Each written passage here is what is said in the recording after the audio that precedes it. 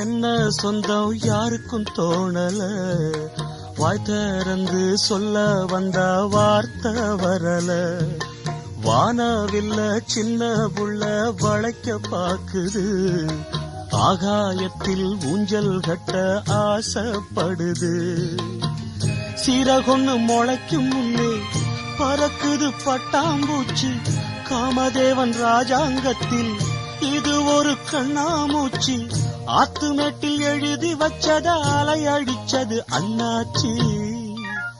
சம்சாரம் அது மின்சாரம், சம்சாரம் அது மின்சாரம்.